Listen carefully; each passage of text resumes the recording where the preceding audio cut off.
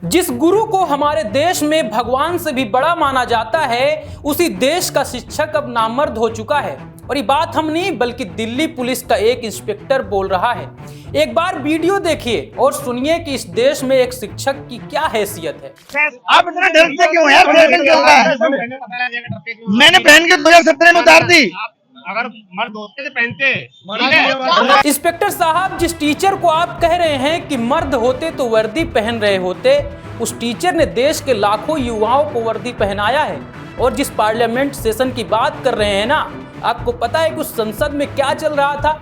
उस संसद में ये मुद्दा चल रहा था कि कहीं समोसा सस्ता मिलता है तो कहीं वही समोसा महंगा मिलता है। कहीं बड़का मिलाला, कहीं छोटा समोसा मिलता है, कहीं बड़ा मिलता है। जिस समय देश का युवा और शिक्षक अपने हक के लिए सड़कों पर था, उस समय देश की संसद के लिए सबसे बड़ा मुद्दा समोसा था, ना कि युवाओं का मुद्दा।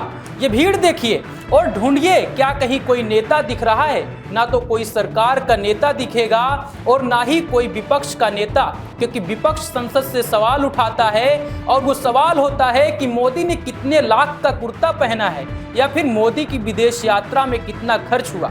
लेकिन विपक्ष अगर मोदी की आलोचना करने के बजाय लोगों के जरूरी मुद्दे सुनने लगे तो सरकार सड़क से लेकर संसद तक बात भी सुनेगी और विपक्ष हमेशा विपक्ष में नहीं बैठेगा।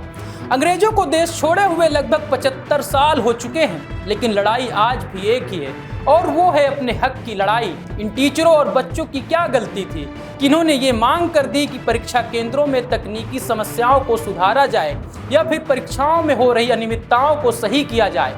लेकिन ये बात सरकार को इतनी खली कि इन मासूमों पर लाठी भिजवा दी। लेकिन कुछ सवाल हैं कि कानपुर का छात्र अंडमान निकोबार पेपर देने कैसे जाएगा या फिर बिहार का छात्र कर्नाटक पेपर देने कैसे जाएगा। और मान भी लीजिए कि वो पेपर देने चला भी जाता है तो कभी सिस्टम हैंग हो जाता है, तो कभी स्क्रीन ब्लैक हो जाती है और कभी कभी तो आपका माउस भी काम नहीं करता। और इसकी शिकायत करने पर कहा जाता है कि पेपर तो हो चुका है ना।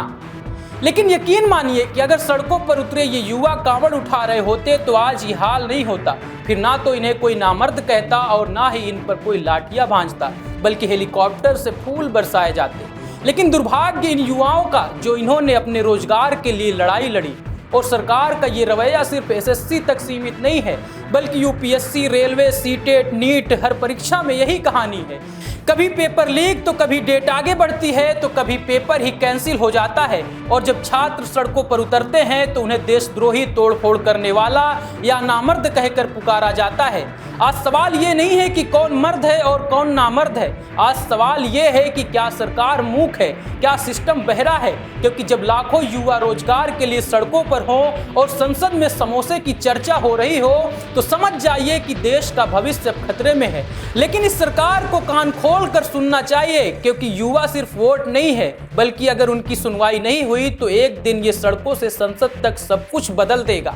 बाकी इस पूरे मुद्दे को लेकर आप क्या सोचते हैं, हमें कमेंट बॉक्स पर जरूर बताएं। धन्यवाद।